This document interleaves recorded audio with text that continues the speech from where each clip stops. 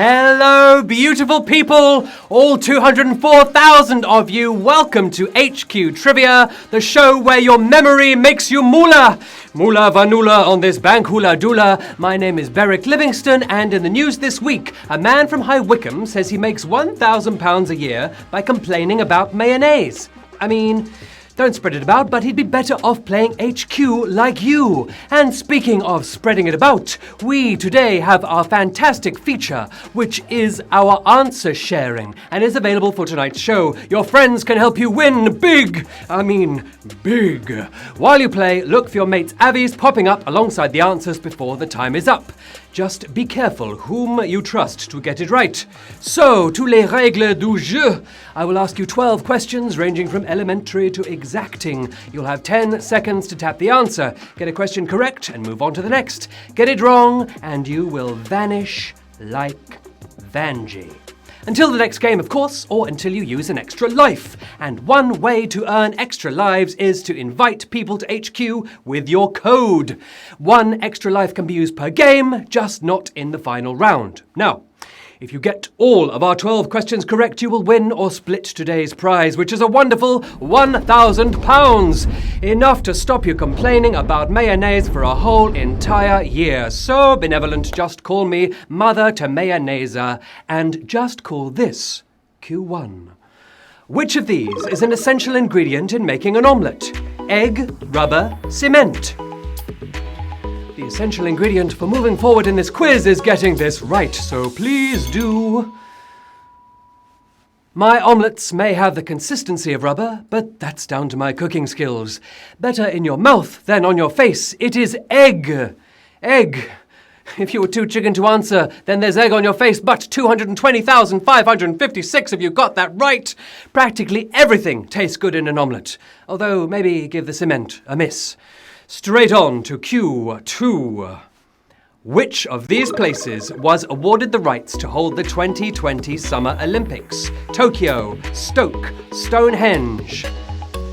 Sounds like one of those word-changing games. Tokyo, Stoke, Stonehenge. Well, it may be perfect for the hurdles, but Stonehenge won't be hosting these games. Stoked to be getting their second Olympics, it's Tokyo. Tokyo, the correct answer here. 217,148 of you knew that. Of course, Tokyo should be heading for a hat-trick, but their 1940 games were cancelled because of World War II. I fancy seeing some in Stokey myself. Anyway, let us move on to some shout-outs. A very warm hello to Linda in Llanelli, a happy birthday to Phoebe in Loughborough, and hello to all in Dorset who are dressed up like pirates, and all of you who are doing exams, including Alex at Nottingham Uni, Helen, Nicole and Louisa in Newcastle, Monco and Shamu, Rosie and Tom in Leeds, and hello too to James and St 10 FC, Magda, who got her personal best in the marathon, Emily, Hayley, and all of your comrades. Love your work. Megan and Felicity, special congratulations to you two today. I'm so pleased for you. We go on to Q3. Which of these was a computer bug that caused much panic at the start of the 21st century? CD-ROM, GDPR, Y2K. Bit of a buggier question, this. Your gran is adamant that they're the devil, but the CD-ROM isn't something to be afraid of. The year 2000 squashed into 3 characters. It's Y2K. Y2K, and 171,000 of you knew that, aka the Millennium Bug. We're supposed to destroy digital life as we know it, but we seem to be doing just fine. And with that, on to Q4. The artist Andy Warhol reportedly predicted that everyone would be what for 15 minutes? Enlightened, an artist, famous. The Nostradamus of pop art. What did he predict? Your finger painting at age 5 doesn't quite qualify you here. Getting our star power by the quarter hour, he said we would be famous. Famous for 15 minutes, and 151,928 of you are famously moving on. It's one of the most famous predictions in the 20th century, and you are just 9 questions away from proving him right. Okay, here comes Q5. Which comedian's autobiography is called Born Standing Up? John Bishop, Steve Martin, Jim Carrey. Comedy, trivia, showbiz gossip. They've all slayed it on the stand-up circuit, but who claims they were born on their feet? The funniest face in Hollywood, it's Steve Martin. Steve Martin is what we wanted. Ooh, just 49,992 of you got that right. We lost 104,000 of you there. Sorry, guys. Maybe not such an easy question. Martin was highly regarded as a comic before becoming a film star, and he talks all about it in his 2007 memoir. Okay, 50-odd thousand of you going into Q6. Who devised the naughty but nice slogan for cream cakes when working in advertising in the 1970s? James May, Kenny Everett, Salman Rushdie. Creamy question for you. 3 British treasures, but who sold their soul in the 70s? Author of the rather aptly named Satanic Verses, it's Salman Rushdie. Salman Rushdie got this one. Ooh, just 15,000 of you knew it. We lost 47,000 of you. That was definitely une question sauvage. Tellement sauvage. Oh my goodness. Rushdie also came up with Aero's Irresistible and the That'll Do Nicely slogan for American Express. Who knew? Okay, just 15,000 of you coming with us into Q7. Which of these dinosaurs had the shortest neck? Brachiosaurus, Diplodocus, Stegosaurus. A bit of an ancient history question for you. Archaeological armories at the ready. Diplodocus, Diplodocus, Diplodocus, Diplodocus. Apparently there's 4 acceptable pronunciations, but they're all wrong here because the no-neck saw we are looking for is the Stegosaurus. Yes, Stegosaurus, 13,281 of you knew that. He was found in Colorado and named in 1877. Okay, let's go on to Q8.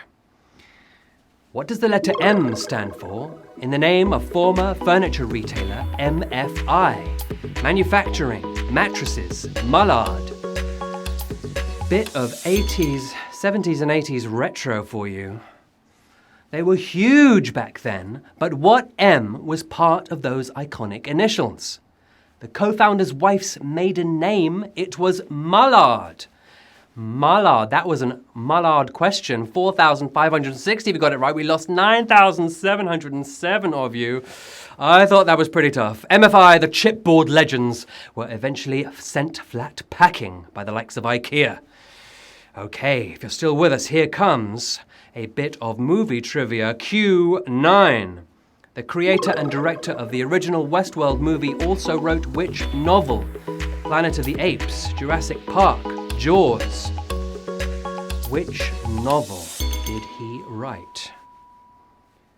His robot cowboys are taking over our tellies now, but which of these nightmare worlds did he also create? Sticking with the theme park theme, it was Jurassic Park.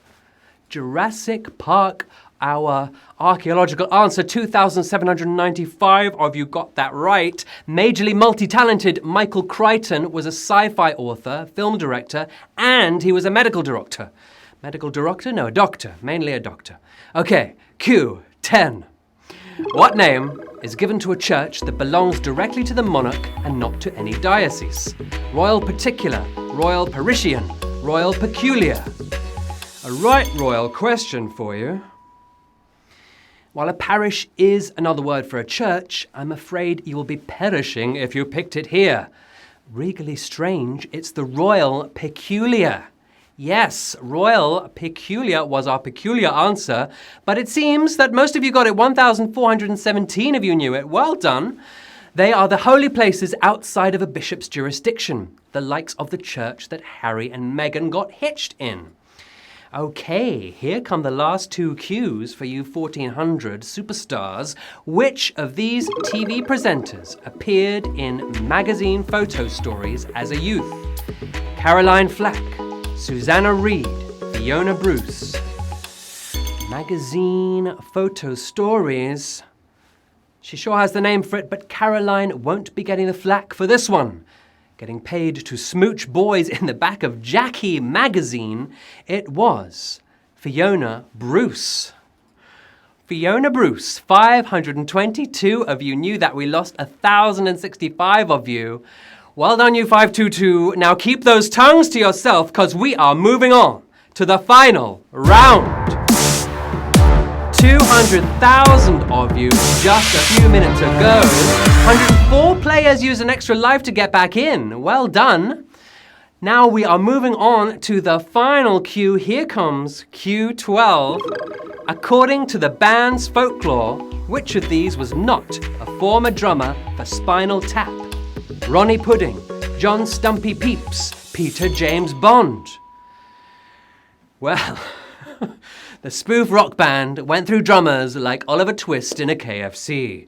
But who never sat in the cursed drum seat? He used to be a member, but was the bass guitarist. Dodging the gardening accident and the spontaneous combusting, it's Ronnie Pudding for the win. And we can reveal that we have 165 of you sharing the winning pudding tonight.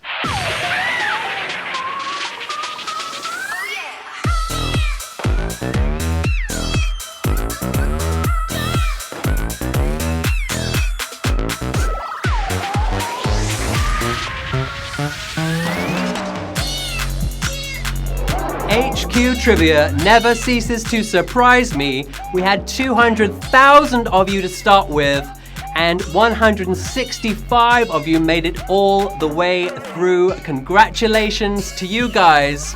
You answered questions from omelets to imaginary bands and everything in between. Well done to Yetzi Sleeper, to Sam French, to Rank Squirrel. Thank you. Nice profile picture there. SX Mir, you've all got £6 and 6p to spend exactly as you please. To the rest of you, commiserations, maybe tonight was not your night, but well done to you guys. Lovely, lovely bank holiday gameplay. The best!